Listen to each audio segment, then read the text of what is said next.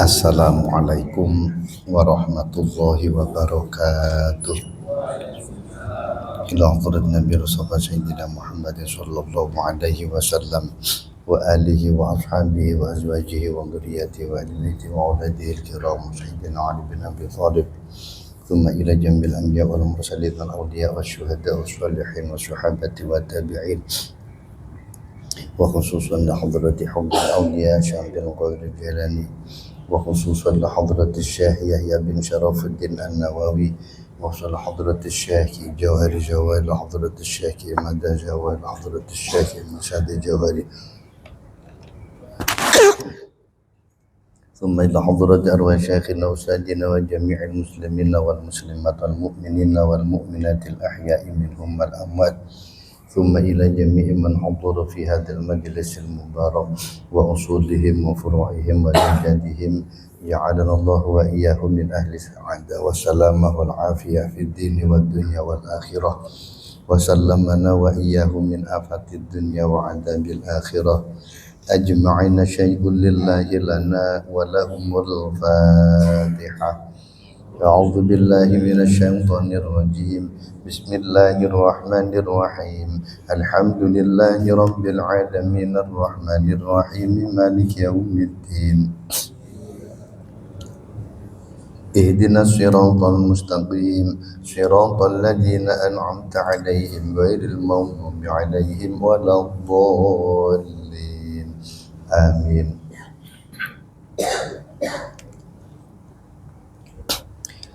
Bismillahirrahmanirrahim. Alhamdulillahi rabbil alamin.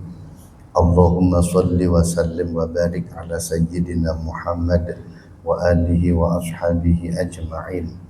Qala al-musannifu rahimahullahu ta'ala wa nafa'ana bihi wa bi'ulumihi wa a'adda alaina min barakati du'aihi wa asrarihi fit dharaini amin ya rabbal alamin. Bapak-bapak, ibu-ibu, saudara-saudari jamaah yang saya hormati dan saya cintai. Alhamdulillah, pagi ini Allah kumpulkan kita di salah satu rumahnya yang mulia untuk bersama-sama ibadah. Mudah-mudahan kehadiran kita di tempat ini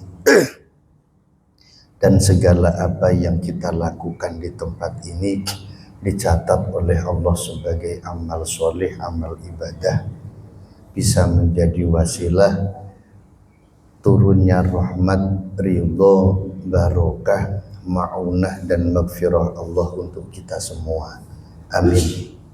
Sholawat salam mudah-mudahan selalu tercurah limpahkan untuk junjungan kita Nabi Agung Nabi Muhammad sallallahu alaihi wasallam serta keluarga, sahabat dan pengikut-pengikut setia beliau. Mudah-mudahan kelak di hari kiamat kita digolongkan menjadi umat beliau dan mendapat syafaat dari beliau. Amin. Minggu lalu atau pertemuan lalu kita ngaji atau bahas tentang sabda Rasulullah Muhammad sallallahu alaihi wasallam yang menjelaskan bahwa agama itu adalah nasihat. Agama itu nasihat.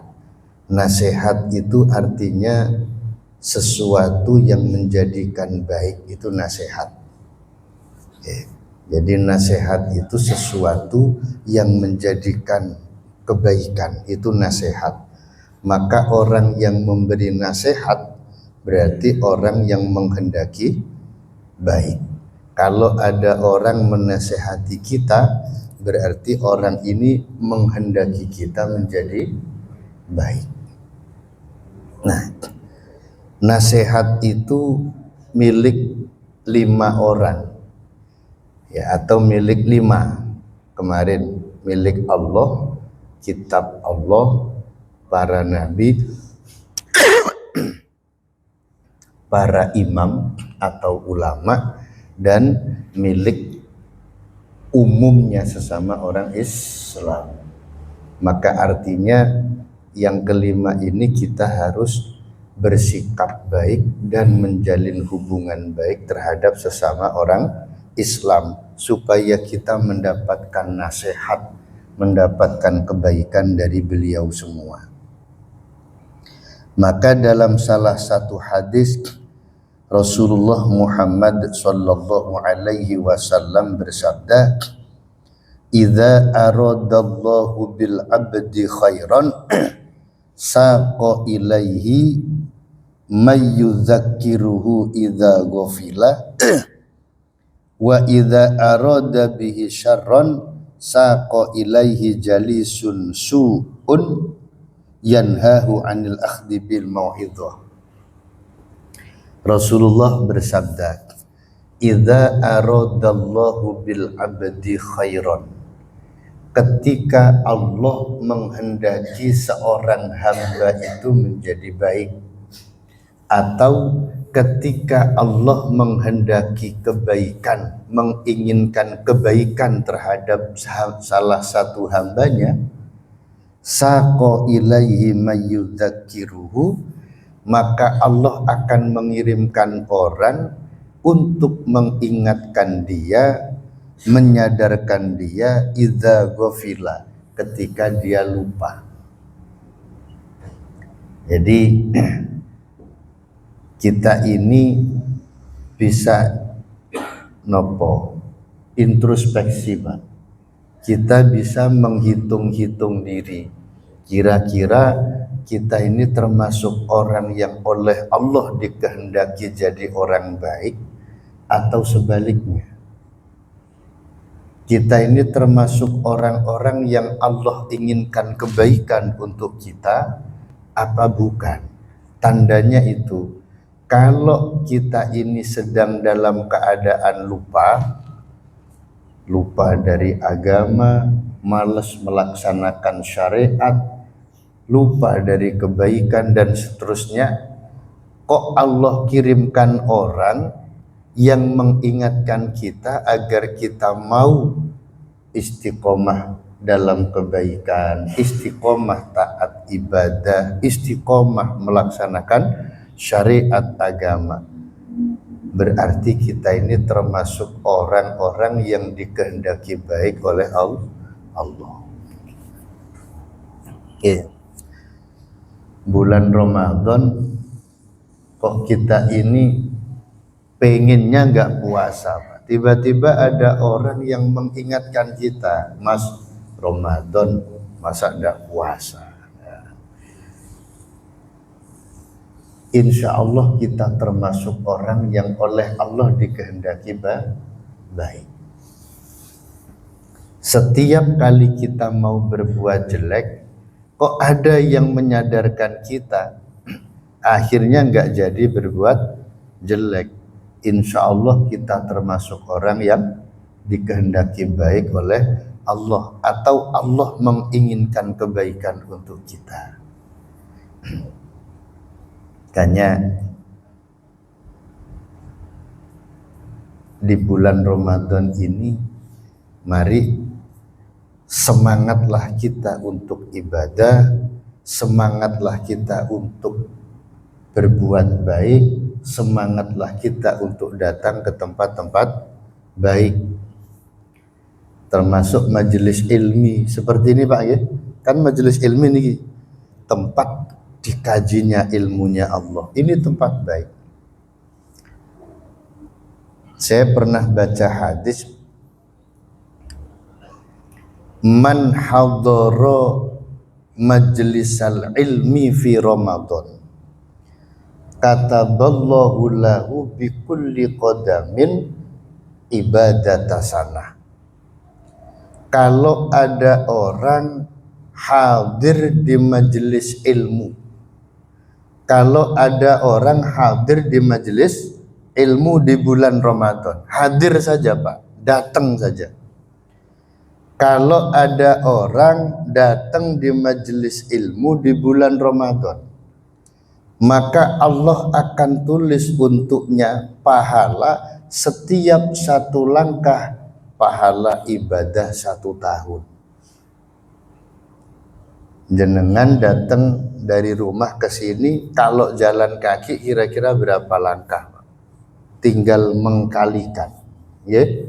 Umpama dari rumah ke sini kira-kira 200 langkah umpama. Kalau Ustadz Ali kan dekat paling. Ya. Ya kalau ngitung Lomboknya jauh. Tinggal ngalikan saja. Satu langkah 1 tahun, satu langkah 1 tahun. 200 langkah berarti 200 tahun itu jauh lebih panjang, lebih banyak dari umur jenengan. Jenengan kira-kira umurnya nyampe 200? Lebih. Nah itu baru datangnya saja, Pak. Jenengan datang, kumpul kayak gini, duduk, ya, nggak pegang pulpen, nggak nulis huruf, nggak pegang buku, duduk diem. Tapi yang dengerin, Pak, nggak tidur maksud saya, ya. Itu datangnya saja, pahalanya seperti itu. ini anugerah Allah yang diberikan kepada hamba yang berbuat baik di bulan Ramadan. Makanya kembali ke hadis, kita ini termasuk orang yang oleh Allah dikehendaki baik apa tidak? Tandanya itu ketika kita sedang dalam keadaan malas berbuat baik, malas ibadah, Allah kirimkan orang untuk menyadarkan kita hingga semangat lagi ibadah, semangat berbuat baik.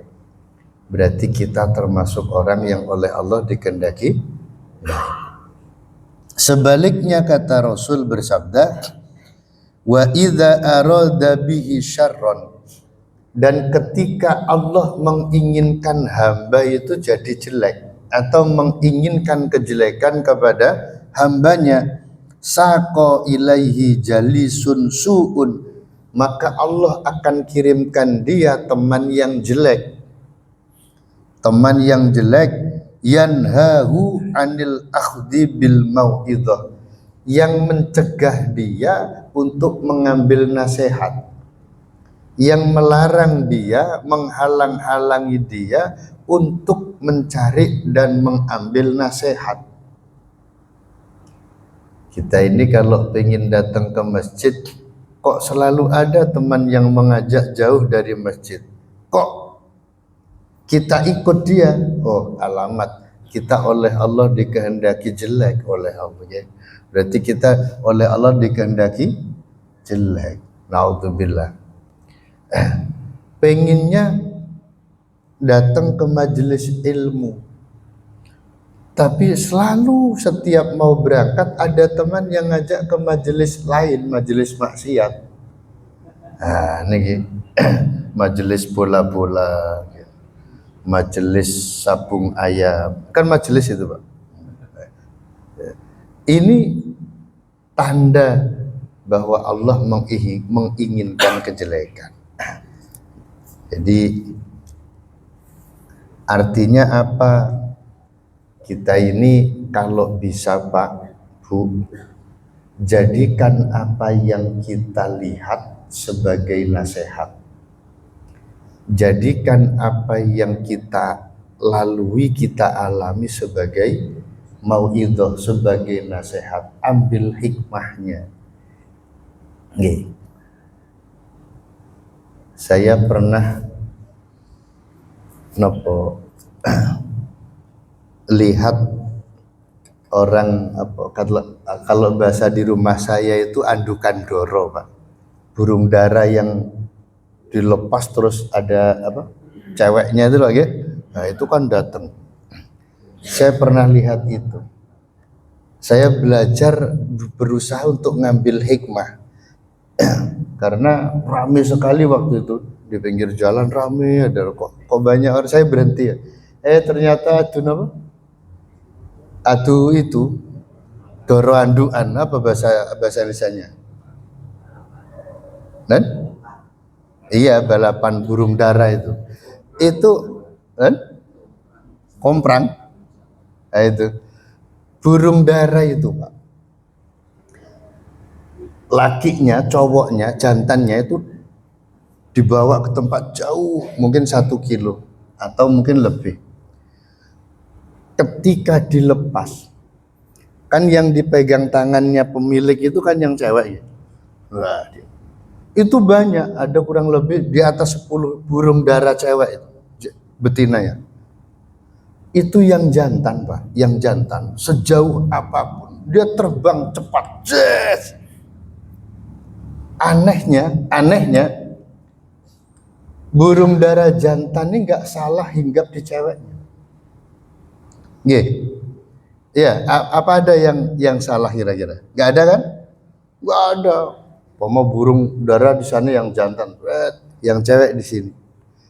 Umpama betinanya yang jantan itu ada di sebelah sini, Pak. Pasti belok ke sini.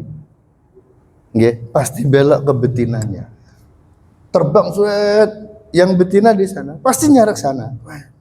Gak pernah salah hinggap di burung betinanya. Nah sekarang ini banyak cowok, manusia cowok yang dilepas di Denpasar kadang salah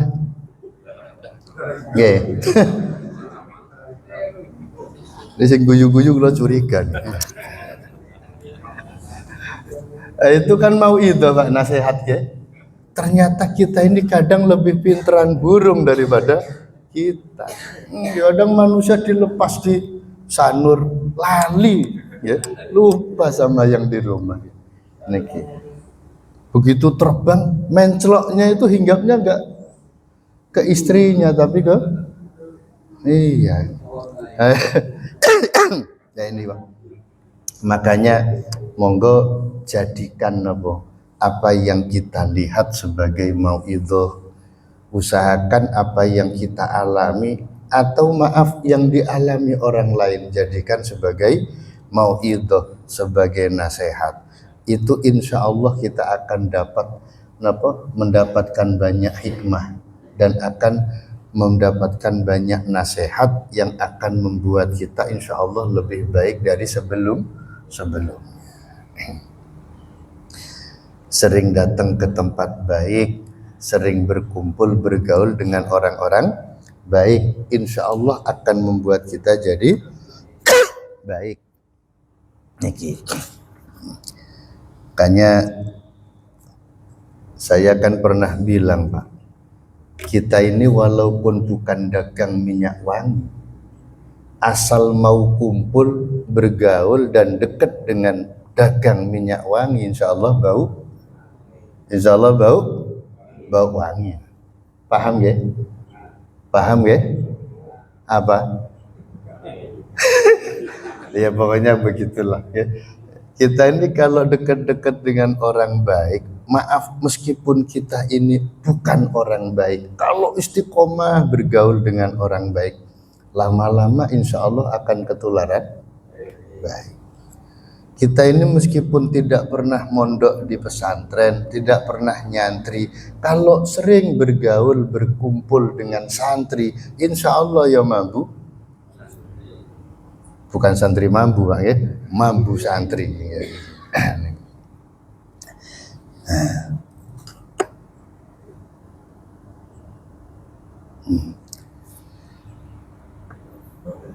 Famin wasayahu sallallahu alaihi wasallam ma warada an Anas radhiyallahu taala an qol. Di antara nasihatnya Rasulullah Muhammad sallallahu alaihi wasallam kepada salah satu sahabat ya, kepada para sahabat, di antaranya hadis yang diriwayatkan dari sahabat Anas bin Malik radhiyallahu anhu. Beliau berkata, "Ausani Rasulullah sallallahu alaihi wasallam." Kata sahabat Anas bin Malik, saya pernah dinasehati oleh Rasulullah Muhammad sallallahu alaihi wasallam.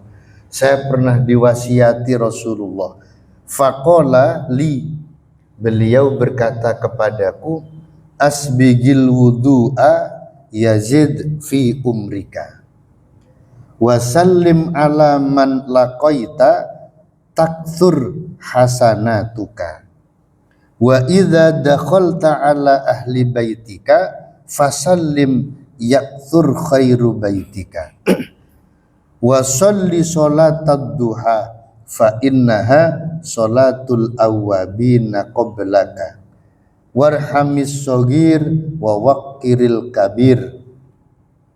Dawa nggih, panjang hadis. Kata sahabat Anas, Rasulullah wasiat kepadaku. Beliau berkata, Anas, pertama asbigil wudu, sempurnakanlah wudumu. Kalau kamu sempurnakan wudumu, yazid fi umrika, maka akan menambah umurmu. Artinya apa Bapak Ibu? Kita ini kalau wudu, sempurnakanlah wudu kita. Caranya sunnah wudu, sunnahnya wudu juga dikerjakan. Sebelum wudu cuci tangan, terus kumur-kumur, menghisap air untuk membersihkan hidung. Tapi kalau pas lagi puasa, lagi siang hari jangan, daripada kebablasan nanti masuk sini batal puasa kita. Oke. Terus basuh wajah dan seterusnya. Sempurnakanlah wudhu kita. Kalau kita sempurnakan wudhu kita, maka wudhu itu bisa menjadi wasilah akan menambah umur kita. Akan menambah umur kita.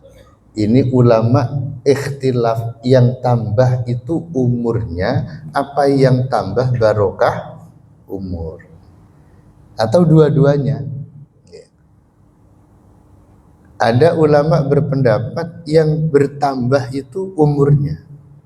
Jadi kalau wudhunya sempurna, umurnya bertambah. Wudhunya sempurna, umurnya bertambah. Gak mati-mati, Pak. Oke. Jadi selama bisa berwudhu dengan sempurna, insya Allah gak mati, Pak. Oke. Betul apa salah? Selama kita bisa berwudhu dengan sempurna, insya Allah nggak mati. Ya, itu. Lah iya kan? Lah kalau sudah nggak bisa wudhu, mati. Iya, ini. Itu pendapat yang pertama. Yang kedua, yang tambah bukan umurnya, tapi barokahnya umur. Maksudnya, meskipun kalau umur kan jatahnya kan sudah ditentukan, Pak ya. Nggih. Soal jatah umur seberapa sudah ada ketentuan, nggak mungkin berubah. Tapi barokah umur ini yang bertambah, kebaikannya bertambah. Atau dua-duanya, ya umurnya bertambah, kebaikannya juga bertambah. Jadi intinya kalau kepingin tambah barokah, sempurnakanlah wudhu kita. Itu yang pertama pesannya Rasul. Yang kedua, wasallim ala man laqaita. Rasul berwasiat kepada sahabat Anas, artinya untuk kita juga, ya. Wasallim ala man laqaita. Ucapkanlah salam kepada orang yang kau jumpa. Jumpa siapapun asal sama-sama orang Islam, ucapkan salam. Ucapkan salam. Yang pertama kali ucapkan salam dengan yang menjawab salam, dalam pandangan Allah lebih mulia yang memulai dulu mengucapkan salam dengan yang jawab salam, dalam pandangan Allah lebih mulia yang memulai, Pak, yang mengucapkan salam dulu. Makanya sahabat-sahabat Rasul termasuk salafun sholeh, kalau ketemu sesama orang Islam rebutan, Pak. Rebutan ulu salam, disik-disikan. Makanya ayo kita kalau ketemu sesama orang Islam ucapkan salam. Kalau kamu ketemu sesama orang Islam kau ucapkan salam, kata Rasul, taksur hasanatuka, maka akan banyak kebaikan-kebaikan. Artinya dengan barokah kita memulai ucapkan salam duluan, Allah itu akan memberikan kita banyak kebaikan. Maaf, kalau ada orang ketemu sesama orang Islam mengucapkan salam duluan, maka insya Allah oleh Allah akan dibimbing untuk senang melakukan kebaikan. Jenengan perhatikan orang-orang yang suka mengucapkan salam ketika ketemu sesama orang Islam, tanda insya Allah beliau orang baik. Nah, kita ini juga begitu. Supaya kita ini menjadi orang baik, biasakan kalau ketemu sesama orang Islam kita ucapkan salam. Termasuk maaf, nelpon, Pak. Kalau kita dapat telepon atau kita yang nelpon, kata pembuka itu salam, assalamualaikum, jangan halo. Nggih. Kalau salam artinya jelas, assalamualaikum, kan doa, mudah-mudahan keselamatan senantiasa untukmu. Dijawab oleh yang di seberang, waalaikumsalam, dan mudah-mudahan keselamatan juga senantiasa untuk saling mendoakan. Jelas artinya salam. Kalau halo artinya apa, Pak? Halo artinya apa? Kata Habib Mahdi Banyuwangi, Pak, halo itu artinya kopok. Nggih. Ngertos kopoknya, budek. Jadi kalau ada orang Islam ditelepon orang Islam kok kata pembukanya halo, berarti doakan jelek, kopok. Ini ucapkanlah salam. Ucapkanlah salam. Yang ketiga, pesannya Rasul kepada sahabat Anas, yang itu artinya untuk kita juga. Wa idza dakhalta ala ahli baitika, dan ketika kamu masuk rumahmu atau masuk keluargamu dari luar, kayak jenengan sekarang di masjid pulang, ketika kamu masuk rumahmu, masuk keluargamu, fasallim, maka ucapkanlah salam. Ucapkanlah salam. Kalau kamu masuk rumah ucapkan salam, yaktsur khairu baitika, maka akan bertambah banyak kebaikan rumahmu. Saya sering pamer, saya itu setiap mau keluar rumah atau mau masuk rumah itu saya usahakan, dan insya Allah selalu saya ucapkan salam. Alhamdulillah rumah tangga saya aman, alhamdulillah rumah tangganya baik, dan keluarga saya alhamdulillah baik. Saya pamer begini, maaf bukan riak, Pak. Saya pamer itu niat dakwah, ngajak-ngajak supaya ayo kita lakukan itu sesuai tuntunan Rasulullah. Kalau kita masuk rumah atau ketemu keluarga, ucapkan salam, insya Allah rumah kita akan banyak kebaikan. Yang saya rasakan seperti itu, Pak. Kalau saya pulang ke rumah, kan ini habis ngaji, Pak, sebelum buka pintu saya salam dulu, assalamualaikum. Itu bidadari surganya keluar, Pak. Ya bidadari saya keluar, bukakan pintu terus jawab waalaikumsalam. Begitu jawab, selesai jawab terus salaman, Pak. Iya, salaman, saya sama istri salaman. Istri saya kalau salaman dengan saya, tangan saya dicium. Jenengan salaman istri juga dicium, Pak? Dicium napa mboten? Mboten. Aduh kasihan. Dicium, Pak. Maaf, kalau jenengan salaman dengan istri, kok tangan jenengan dicium istri, rasanya gimana? Nggak mungkin bisa jawab jenengan. Iya, saya itu gitu, salaman sama istri. Yang dicium di sini, sing deg-degen di sini, wah itu.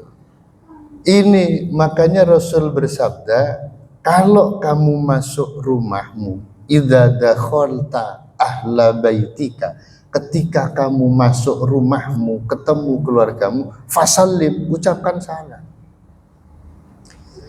Nih, kalau kita masuk rumah ucapkan salam, yakthur hasanatu baitika, maka akan banyak dan bertambah banyak kebaikan rumah kita. Keluarga insya Allah rukun, suami istri rukun. Anak-anak yang tahu bapaknya membiasakan salam, insya Allah anaknya juga ikut-ikut membiasakan salam. Banyak kebaikan. Yang keempat nih, pesannya Rasul, wasolli sholatad duha, wasolli sholatad duha, dan kerjakanlah sholat duha, fa innaha sholatul awwabina qablaka, karena sesungguhnya sholat duha itu sholatnya orang-orang yang kembali kepada Allah sebelum kamu. Artinya apa? Sholat duha itu sholatnya orang-orang soleh. Sholat duha itu sholatnya orang-orang yang mengembalikan segala sesuatu kepada Allah. Makanya orang kalau istiqomah sholat duha, insya Allah diberikan barokah. Barokah umurnya, barokah rizkinya, barokah keluarganya, dan barokah yang lainnya. Oke. Maaf, sholat duha bukan bikin kaya, Pak. Ya. Sholat duha itu tidak bisa bikin kaya. Oh, kalau sholat duha bikin kaya, yang paling banyak sholat duhanya pasti paling kaya. Faktanya nggak begitu. Ya. Sholat duha itu bikin barokah. Sholat duha itu bisa menarik turunnya barokah Allah untuk yang mengerjakan sholat duha. Makanya perhatikan orang-orang yang istiqomah sholat duha, insya Allah barokah. Ini pesannya Rasul. Makanya mari sholat duha, meskipun cuma 2 rakaat. Barangkali jenengan buru-buru mau kerja, yang penting sholat duha. Nah, cuma idealnya sholat duha itu 4 atau 6 rakaat. Sholat duha maksimal berapa rakaat? Dan 12 rakaat maksimal. Nggak usah banyak-banyak, nanti sakit semangatnya sholat duha 20 rakaat. Terawih, Pak. Ya, niki. Sholat duha. Terus warhamis sogiroh, sayangilah yang lebih kecil, artinya yang lebih muda. Wa waqiril kabiroh, muliakan hormati yang lebih tua. Sayangi anak-anak kecil, anak muda, muliakan orang-orang tua. Ya. Kalau kamu mau sayang kepada yang muda, yang kecil, muliakan yang tua, takun min rofaqoi yaumal qiyamah, maka engkau akan menjadi temanku kelak di hari kiamat. Kenapa? Berarti punya etika, punya akhlak. Yeah. Jadi sayangi yang lebih muda, sayangi anak-anak kecil, muliakan yang tua. Tua itu ada 3 macam, Pak. Ada tua ilmunya, ada tua posisi atau kedudukannya, ada tua umurnya. Ini 3-3-nya tua semua, harus kita muliakan, harus kita hormati. Ada tua ilmunya, meskipun umurnya masih muda, tapi kalau ilmunya sudah tua, artinya ilmunya banyak, ilmunya nopo dalam dan mengamalkan ilmu, ya kita muliakan, kita hormati. Ya. Nih, makanya maaf, sekarang kan banyak kiai atau ustadz-ustadz muda itu. Ya. Kalau mereka betul-betul ilmunya tua, ilmunya luas, ya kita muliakan, termasuk orang tua. Yang kedua, tua itu kedudukannya. Meskipun umur masih muda, tapi kalau posisinya, kedudukannya, pangkatnya lebih tinggi, ya harus dihormati. Harus dihormati. Yang ketiga, tua umurnya. Nih, kalau memang sudah tua umurnya, ya dihormati. Ini artinya kita ini oleh Rasul diajari punya etika. Makanya orang-orang yang sayang kepada yang lebih muda, hormat kepada yang lebih tua, besok di hari kiamat menjadi teman Rasulullah Muhammad sallallahu alaihi wasallam. Nah, ini di antara beberapa wasiat atau nasihatnya Rasulullah Muhammad sallallahu alaihi wasallam untuk kita. Masih banyak, Pak, wasiat atau nasihatnya Rasul untuk kita umatnya. Tapi intinya, mari kita belajar dan berusaha untuk menjadikan setiap yang kita lihat sebagai nasihat, setiap yang kita alami sebagai nasihat, supaya kita bisa menjadi lebih baik dari sebelumnya. Mudah-mudahan manfaat. Al-Fatihah. Iya kan. Bismillahirrahmanirrahim. Alhamdulillahirabbil alamin. Allahumma shalli wa sallim wa barik ala sayyidina Muhammad wa alihi wa ashabihi ajma'in. Allahumma barik lana fi ulumina wa umurina wa hayatina wa zawjatina wa auladina wa talamidina wa arzaqina wa amwalina wa kulli syai'in a'taitana warhamna bi rahmatika ya arhamar rahimin. Rabbana atina fid dunya hasanah wa fil akhirati hasanah wa qina adzabannar. Wa sallallahu ala sayyidina Muhammad wa alihi wa sahbihi wa sallam. Walhamdulillahi rabbil alamin. Barakatil Fatihah. Demikian yang bisa saya sampaikan. Jika ada hal yang kurang berkenan mohon dimaafkan. Wallahu muwaffiq ila aqwamit thoriq wal afu minkum. Wassalamualaikum warahmatullahi wabarakatuh.